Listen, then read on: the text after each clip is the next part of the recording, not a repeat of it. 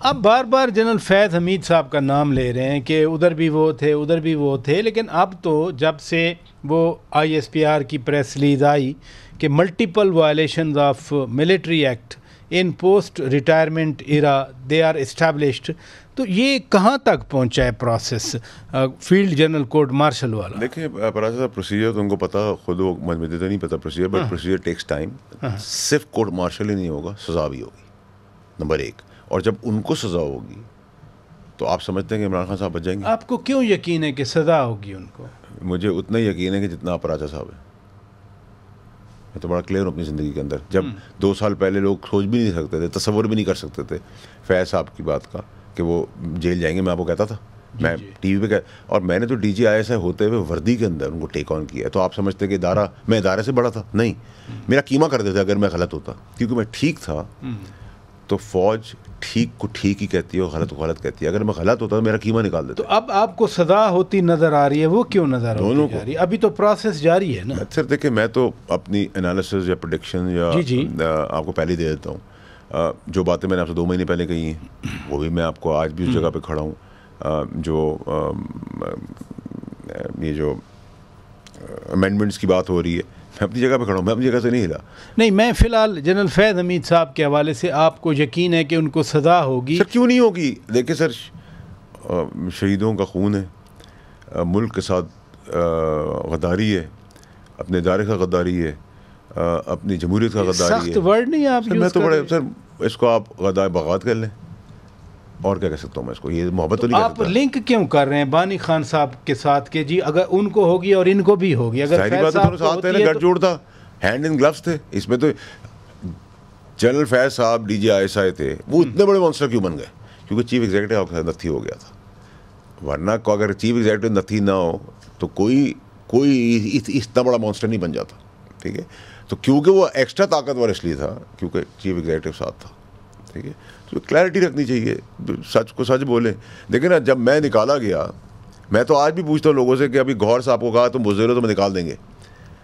آپ اشتعال دلا رہے ہیں، جب آپ اشتعال دلائیں گے اپنی سیاست کے لیے، بغاوت پہ اکسائیں گے، گولیوں پہ اکسائیں گے، مار دھاڑ پہ اکسائیں گے، آگ جلانے کی اکسائیں گے، تو 9 مئی کا واقعہ آپ نے اسٹیمپ کر دے گا آپ نہیں کیا تھا. اب آپ کو زیادہ ثبوت دینے کی ضرورت نہیں. اور آپ یہ سب چیزیں کریں گے تو آپ سمجھتے ہیں آپ پہ پرچہ نہیں ہوگا. آپ سمجھتے ہیں خان صاحب پہ پرچہ نہیں ہوگا. اگر کوئی مرا تو 302 کا پرچہ ان پہ نہیں ہوگا. آپ سمجھتے ہیں گنڈا پور پہ 302 کا پرچہ نہیں ہوگا، بغاوت کا پرچہ نہیں ہوگا، انسٹیگیٹ وائلنس کا پرچہ نہیں ہوگا. وہ تو جیل میں ہیں، تو ادھر کوئی خدا نہ خواستہ اللہ نہ کرے وائلنس. کس نے اپنے ٹویٹر پہ کہا ہے؟ کس نے کال دی ہے؟ کس نے گنڈا پور کی باتوں کو انڈورس کیا؟ نہیں، وہ تو کہہ دیتے ہیں کہ میرے پاس تو فون نہیں ہے کہ میں سر تو میری بات سنیں نا، پھر یہ کیوں کہا کہ میں وہ ہیرو ہے؟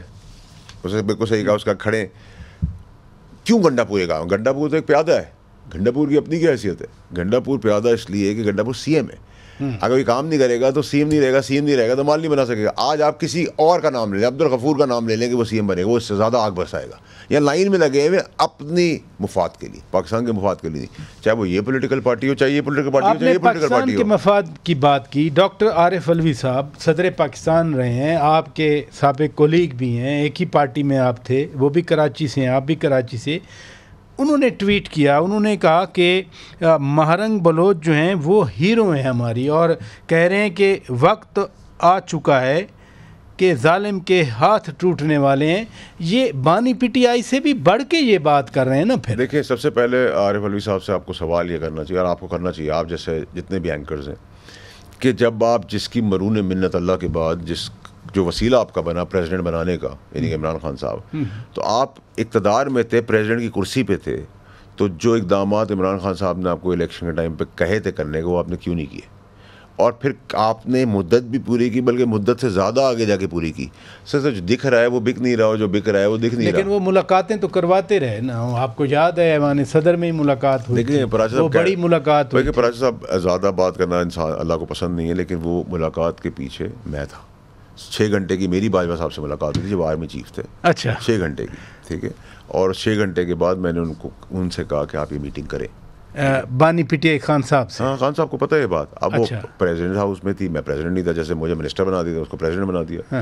تو ہم کوئی ماں کے پیٹ سے تو نہیں آئے تھے, نہ ہماری کوئی لیڈرشپ کی اوقات تھی. تو آپ نے جنرل باجوہ صاحب کو پرسو کیا کہ 6 گھنٹے آپ کی ملاقات ہوئی کہ بانی پی ٹی آئی سے ملاقات کریں, وہ فیل کیوں ہوئی تھی پھر؟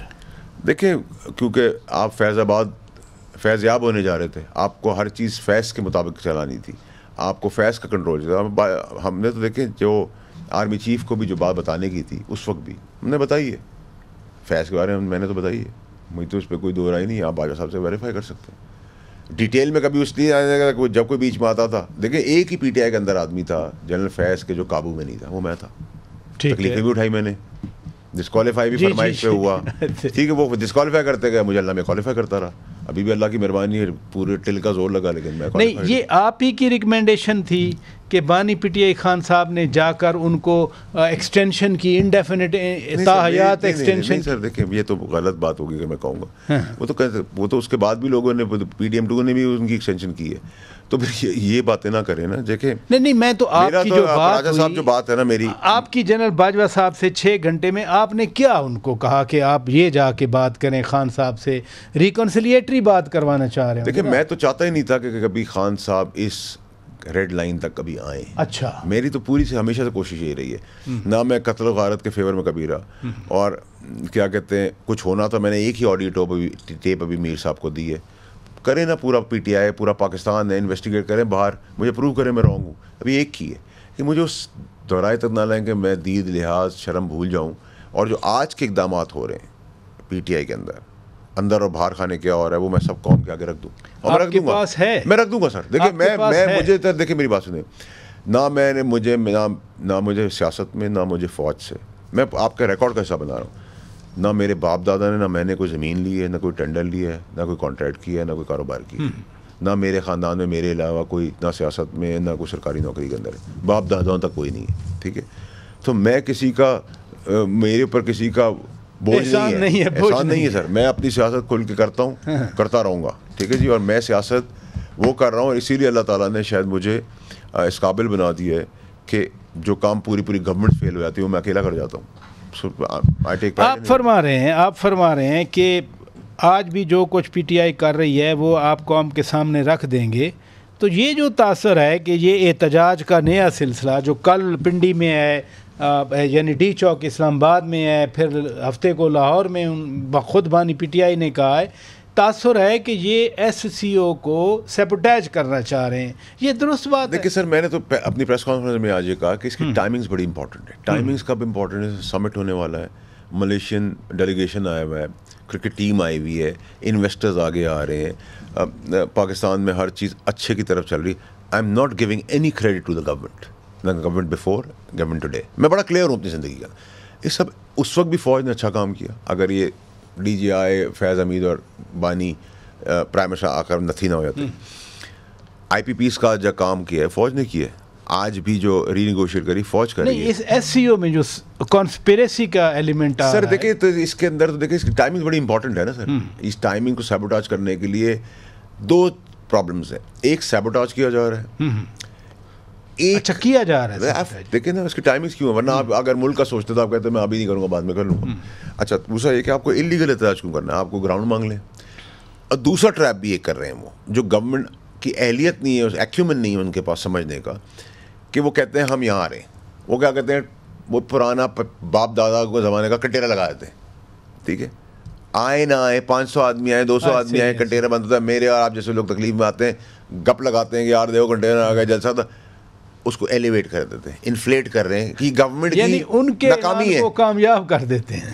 سر 100%, اس میں تو کوئی دو رائے نہیں ہونی. نہیں تو آپ کے خیال میں ڈی چوک تک آنے دیں ان کو, پھر وہ کیسے واپس سر سر مجھے ایک نو گو ایریا ہے, ایک ریڈ زون ہے, قانون بن گیا, وہاں نہیں آ سکتے. جی آپ کہیں اور گراؤنڈ پہ چلے جائیں, اے میں نہیں پسند بی میں چلے جائیں, بی میں نہیں سی میں چلے جائیں, گورنمنٹ سے ڈیسائیڈ کر لیں, فیڈرل گورنمنٹ سے. اس میں تو لیکن یہ جو آپ کیوں چاہ رہے ہیں اس جگہ پہ جانا جہاں پہ ایکشن ہوگا اور ایکشن کے نتیجے میں وہ خود ہی گرا دیں گے. نہیں لیکن یہ جو نقطہ ہے کہ جی وہ ایس سی او کو سیبوٹیج کرنا چاہ رہے ہیں, مثلاً روس کے وزیر اعظم نے آنا ہے پاکستان، چین کے وزیر اعظم نے پاکستان آنا ہے، سینٹرل ایشین ریپبلکس کے ہائی اپس آئیں گے۔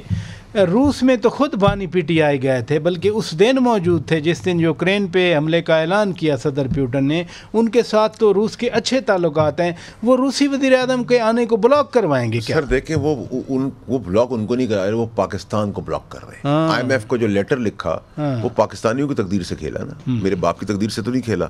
دوسری بات یہ کہ سعودی عربیہ جو ہے وہ ہمارا دوست ممالک ہے اور ہمیں ہمیشہ اس نے ہمیشہ سپورٹ کیا۔ آپ بانی پی ٹی آئی نے انہی کے جہاز میں بیٹھ کے انہی کے لیے بکس بولا اور ان کو پتہ چل گیا، یہ بھی بات پتہ ہونی چاہیے جہاز میں، یعنی کہ سعودی عربیہ نے اپنا جہاز جی وہ نیو یارک سے جو وہاں سے پھر ان کو کمرشل فلائٹ سے آنا پڑا تھا، تو اس جہاز کے اندر جس کا آپ کھا رہے تھا ادھر ہی چھید کر رہے تھے۔ کوئی ادھر بات ہوئی تھی بانی، انہوں نے باتیں کی نا سعودی عربیہ کے بارے میں، اسی جہاز میں جس جہاز میں بیٹھے تھے، سب سٹاف تو انہی کا تھا نا۔